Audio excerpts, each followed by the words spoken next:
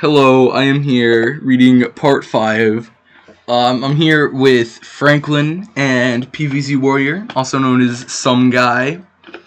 And we're going to be Hi. reading part 5, so, One will be okay. one will be epic if Cedil himself was here. Actually, I did, the last episode I recorded with him. Yeah. So, Systems Online, CPU operating at 80% efficiency, NF31 now available. Oh good, NF31, you're back, I say. NF31, my electronic personal assistant says, of course I am, where else would I be? Well, I escaped a secure facility in this place where the locals call Earth. Everyone is organic, 100% organic, and no cyborg mutations, no other protogens. I'm wanted by the US government, whatever that is, I tell NF30. Okay. Again, I'm just like, this doesn't seem like stuff you would know. Like, I'm wanted by the U.S. government. How would he know that? How does he know the name but not what it is? I don't know. Yeah, there's a lot of plot holes, and I just point them out because I have nothing better to say. So it's like, NF31 responds, How did you manage to do that without me? I blew up a lot of stuff, I told NF31. NF31 responds, of course you did. When I'm off, you can't let me return without blowing something up. Like, how does this thing work? Why does it have a name? Why is it just NF31? Like, he has a name. He's Cedil.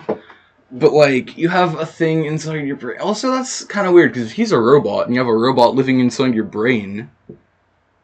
Yep, that is pretty crazy. That's weird. It's like, we'll go on then, school starts in 30 minutes. Oh crap, forgot I'm terrible at telling time.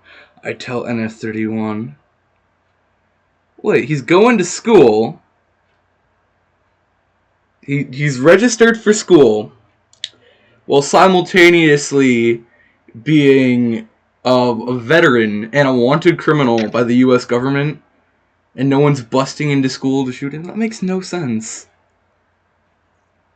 Oh, yep. This makes no sense. Okay, I forgot that he said it was like this wasn't set up anywhere. So for the whole time, I thought it was like just people, but turns out no, it's furry world. That's another thing. Furry world. I prepared for what the locals call the school. I have supplies for it, like something called a binder. I got these folders and backpacks, some writing tools, like a pet. How does he not know what a binder is? How does he not know what a school is? Like, they speak English wherever he's from. Assumedly, anyway. But how does he not know what a school is?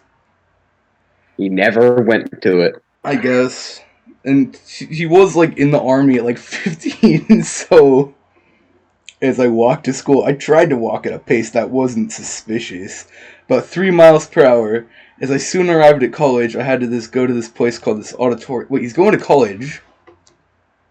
Why is he going to college? This college isn't government mandated. Why would he go to college? As soon as I arrived at college, I had to go to this place called the auditorium. Now, I have never been to an Earth school before, learning most of my schools in an interpreting school or by myself. They call us each by our name. I decided to go for the name Cedil. I didn't provide the last name because I don't really have any, and I can't put in my legit protege name. The police will notice that. They don't know his name, though. He literally just said he was Cedil, and if he's trying not to be suspicious, no last name is very suspicious. Okay, I'm back. Okay, well, welcome back, Franklin. You missed a lot of plot holes. This is one of the most plot-holey sections. I mean, the last one had, like, barely any, and this one has, like, all of them. And where did NF31 go?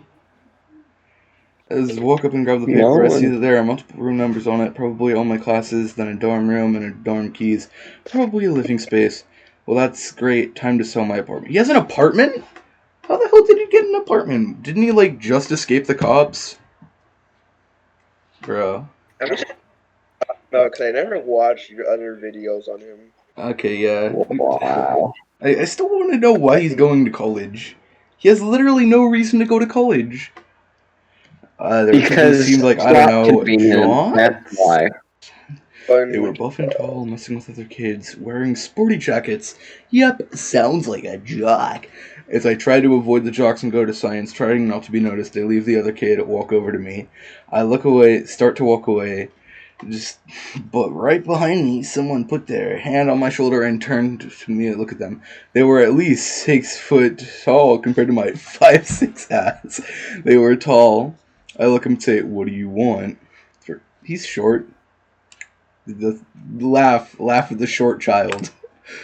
No, yeah, I'm kind of surprised. Like, why would they make like like a super soldier basically just 5'6"? That's so arbitrary. Like, it's not tall enough to get any of the benefits of being tall, but it's not short enough to get any of the benefits for being short. It's average enough to getting the average benefits, obviously. Yeah, but there is no average benefits. Like, he's short, though, but he can't even reach, like, decently high up things. I'd think they'd either make him, like, 6'6" or something, or, like, 4'6". 7'12". Yeah, 7... That's just 8 feet PVC. Just 7'12". Bruh. Are you Cedil? No last name? Why don't you got no last name? Listen, I survived as I came through those streets. I survived through you. I can survive through you. Oh, we're so scared, the jock sarcastically says. Look, just let me get to class. It's my first time here, I tell them, trying to act normal. We got a newcomer here. Let me introduce myself. The jock says, "This is Brad. I'm Chuck." Great, another Chuck. I guess you already know me, Cedil. Now I'm gonna get to class while you two can harass someone else. I respond as I walk away. Why doesn't he describe what anyone looks like? It kind of bothers me. Just like you get a name and then like a height at most. Maybe it's because the writer of the story doesn't know how to write a story. I mean, it has a decent enough story. Just like it's everything else that's lacking. Like if you put everything on a timeline, it'd be pretty decent. Just like crash land on Earth, get abducted or like by the government or a government agency, escape, and then try to blend in with the human population. That's a decent story. But then like everything in between is kind of bad. But yeah. Chuck and Brad now looking at each other confused. See you later. What? How are they confused? Because they're stupid. It's like, oh, I'm gonna go. Okay, Cedil. Like, bro, that's so dumb. Chug said that to me in a kinky way. Oh, I never would call myself gay, but bisexual. Anyways, I had to get to class, my first class. If this wasn't even the first class, how much madness is college gonna be? That's like the second time he brought up people thinking that he was attractive. So, as I got to my first class, there was a seating chart, and I'm in the middle. They don't have seating charts in college. They don't have those. Right in front of Chuck. What were the chances of us having the same class, and the chances of him right behind me? I could feel my Earth School experience will be very interesting. Nice grammar, Cedil. As the first class went on, it wasn't much, just an introduction to what the class will do throughout the school semester. It was a bad experience of my chair getting kicked and an occasional poke from Chuck. As I walked to my second class, I walked pretty fast, about say 3 miles an hour to my next class. That's what he said was normal before. How is 3 fast now, but 3 was normal before? What? No. You can't. Do you not read this over, Cedil? Do you just type it all and be like, oh boy, that sure was a good writing session? Like, dude. Okay, it wasn't that far away. It took me some time though. As I arrived at math, I took a peek over to my next class, the class I've always been looking forward to, engineering. I know that Chuck will not be in that class, probably in some other class. In math, it was pretty much the same boring stuff of what school semester will look like. I didn't say a word. I was what you call shy during this semester, mainly because I'm on the run from the cops in the US government. Oh god, how will my roommate react? I'll figure it out when I get there. As I walk to engineering, I notice a sign that says, Engineering building closed for remodeling. Go to building 1004A, room 230B. That doesn't sound logical. Like, why are there 1004 buildings? What college do you go to, dude? No. So that's why there wasn't anybody in the engineering building. As I started walking to building 1004A, I hear a familiar voice. Chuck.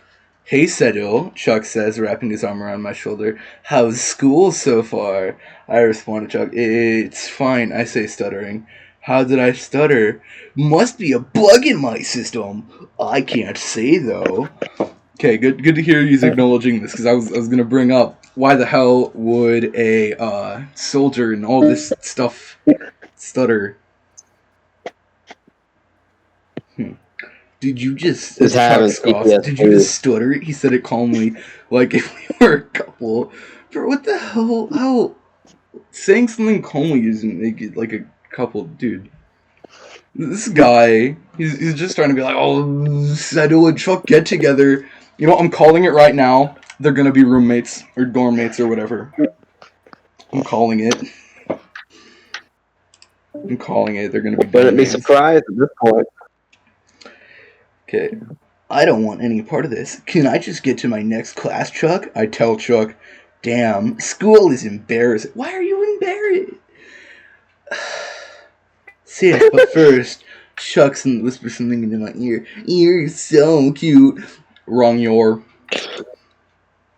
I try my best not to blush and stutter in my speech. Well, see you around, I guess, I tell Chuck, walking away. But he also said that earlier he got, like, people calling him cute all the time. Why is this different? Cedil, don't retcon things, my guy. Stay consistent. And again, maybe it's on me for just taking, like, this one line in passing and then just, like, holding on to it. But what else am I going to talk about? We could talk about the YouTube algorithm. We can always talk about that. Honestly, though, I'm kind of glad. I've been slowly gaining a few random subs. Like, I went from, like, 42 to 40, or 52 to 53 recently. Thank you, new subscriber. You are very epic and awesome and cool. Thank you. Very epic gamer. Yes. Comment on this video, and I will give you a shout out in my next video. Okay? Okay. Damn, did I really stutter again? I've wasted too much time with Chuck. I'm gonna be late for engineering. As I arrive at engineering, I see my classmates in the class. Usual nerds. I hear one talking about, wait, me? I can make out a speech. Have you heard of the escaped SCP? They say he is a protogen. Any idea what that is? No. Nobody knows about the SCP Foundation. That's the whole premise, dude. Oh my god. Nobody's gonna know about an escaped SCP. Like, that's the other thing. They had the government going in, like, and, like, cops trying to stop him. The SCPs don't get involved with the government, or, like, the SCP Foundation. And also, he said he, like, ran there, as in it was, like, the Foundation was a couple miles from a city. And no site's gonna be positioned that close.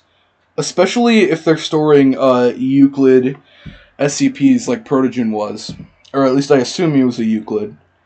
But, like, they're not gonna store any, like, decently dangerous SCPs that close to a city. Like, they might have one of those big, fat, safe locker places that close to a city, but they're not gonna have one, that stores Euclids.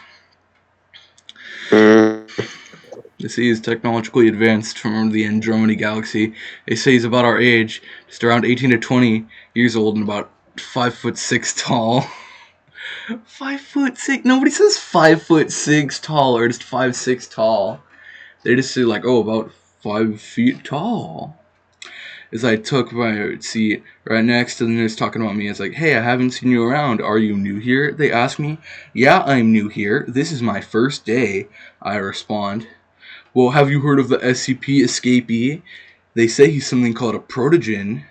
The nerd asks, well, protogen, I say, I think I might know what that is. They were sent from the Andromeda Galaxy for mapping. Only special protogens such as him can push through that far away from home. I quickly noticed, my mistake. I tried to correction. They're home, I mean. You seem to know an awful lot about them, they say. Yeah, dude, don't give your cover. You think he'd know more than this. I mean, I forget if it was like 16 or 14, but he's been doing like government and mafia espionage stuff forever. He should know about this. Honestly. But for the sake of the story, he's retarded. So, Yeah.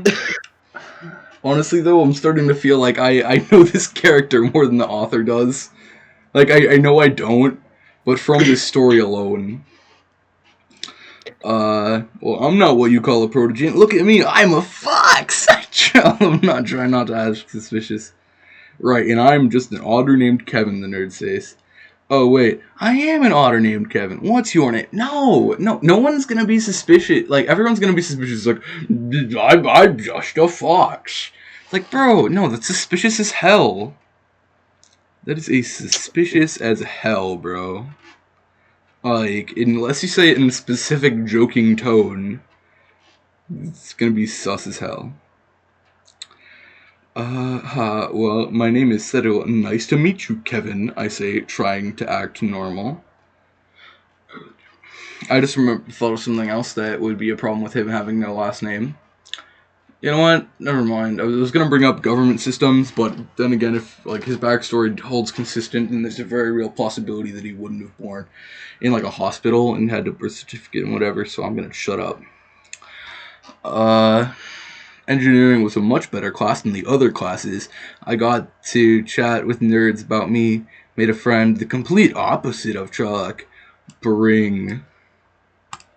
The bell rings, the passing period is in session. I walk to PE, chatting with Kevin, since his next class was also PE.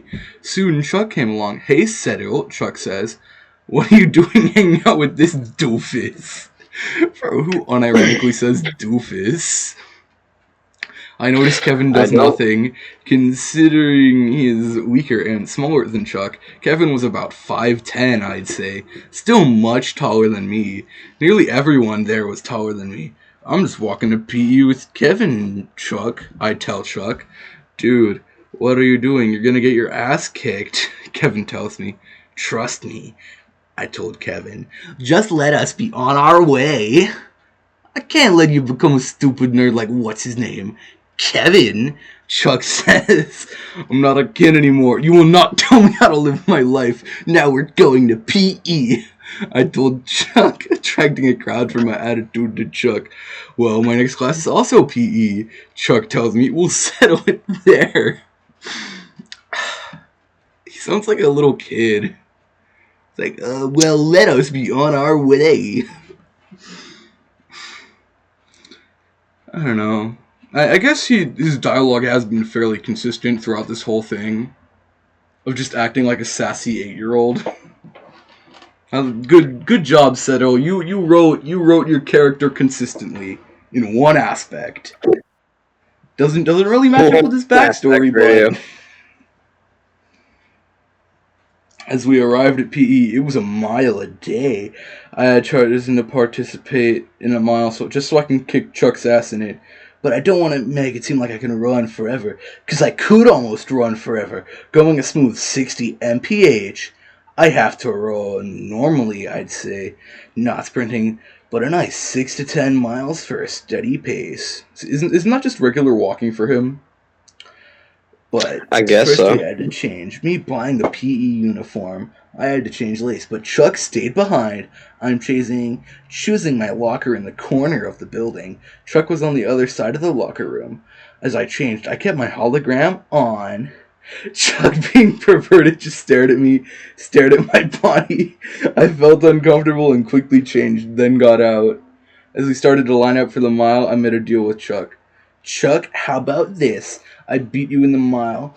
I get to hang out with Kevin. If not, I'll listen to you and take your advice and not hang out with ... nerds. What? Okay, why is he making a deal with Chuck? That contradicts his previous characterization of, no, shut up, Chuck, I'm not a kid, leave me alone. Deal, Noah, Chuck tells me, you're getting your ass kicked. Oh, okay. Why Noah? Bro, that's so random. It's like, what is this, a self-insert? Just like, oh, you got... Keep the name consistent, dude. It's settle. Where the hell did Noah come from?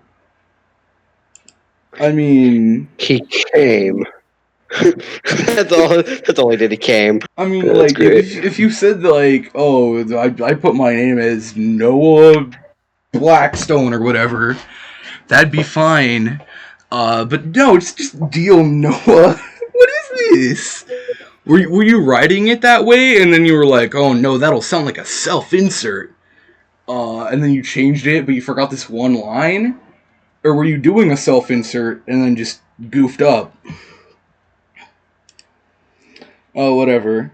Kevin tells me, you shouldn't have done that. He's a top wide receiver for the football team here. Please, I can run pretty fast, I tell Kevin, even for someone as short as me. 3, 2, 1, go! As everyone goes, Chuck takes the lead, me having a slow start. Soon, catch up to Chuck passing him, keeping a steady 8 miles per hour pace, trying not to match the Olympic average of 12 miles per hour throughout the entire mile. Why would he know the Olympic average of Earth if he's been here for like a month tops? When the mile ended, I acted like I was out of breathing, even though I wasn't. I was congratulated by the coach and told I got a 6:43 on my mile time, and I was the first to finish. Why? That's a congratulations? You'd think that like a football guy would get faster than 6:43, because I know people. This is from my middle school. People would get like 5 minutes, like 5:30. For the mile, and then like they I don't know if they did sports or not, but still 6:43 being first, that must be a pretty bad mile. The second one to finish was Chuck, then Brad. I could see the anger in Chuck. Chuck was a wolf, while Brad was a dog. They were somewhat mad at me, seeing that a fox out of all species beat them in a mile. Racism. That's just racism. Yeah, I think it's kind of funny how, like, furries, they have, like, actual racism, but, like, it's justified because it's, like, actually reasonable stuff. Okay, I couldn't say anything being out of breathe. That's not how you spell breath, dude. So I just looked at them and smiled at them as Kevin finished 21st place out of 132 people. I could see that Kevin was also athletic. Kevin, amazed and out of breath, just give me a thumbs up. just take off the E and then you're spelling breath right. Like, does this not underline stuff that's spelled wrong? As I started to change in the locker room, this time with way more people in the locker room, I took my shirt off and everyone stared at me. Even Chuck. I wondered why. Then I noticed the bullet hole from when I got shot at the SCP guard skipping at Site 88. I quickly changed back into my normal clothes, trying to get out. I blocked by other members of the football team, and this one, school's buddy, where'd you get that? Chuck asked. Why?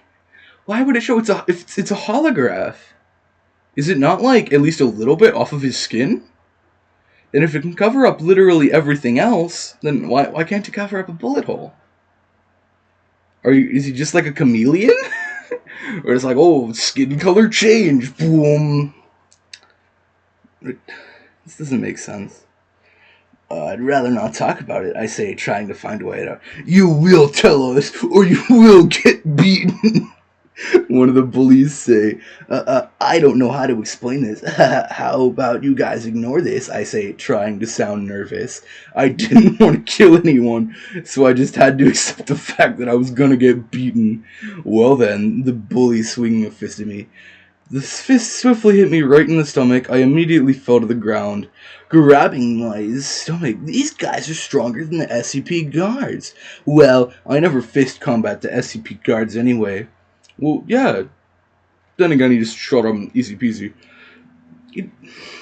Please, I tell them, stop. To make the pain stop, tell us the truth. The bully told me, no, I sound desperate, please. I was getting kicked and punched by two people, the bullies. Some of the football team members, Chuck and Brad all left. One of the bullies kicked me right on the face. It caused no screen damage, but my head violently jerked, hitting the locker. I got knocked out, but my hologram's still on, thankfully. Wow, 2,166 words. This was a bit longer than the other chapters. Okay, a few things. Why did NF whatever never come up again? NF31. You bring him up in the beginning and then you forget about him.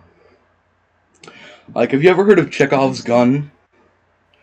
What it is it's where if in the first act there is a gun on the mantle in the house, someone has to fire that gun by the end of Act 3. So it's basically if you set something up, you have to use it. Because you just have NF31 here. They're just setting up. They talk, and then they literally never show up again. And I honestly doubt they're going to show up again in any meaningful role for the rest of the series. What are you guys talking about? So you know how Cedil, how we did that story thing? Yeah. I'm reading over that. Just as a recap, so far in the story, he went to Earth, crash landed, got captured by the SCP Foundation, escaped, went to college for some reason, and then in college, just getting beat up. Because he's a furry! Yes. Like you should. But yeah, I'm recording it for a video.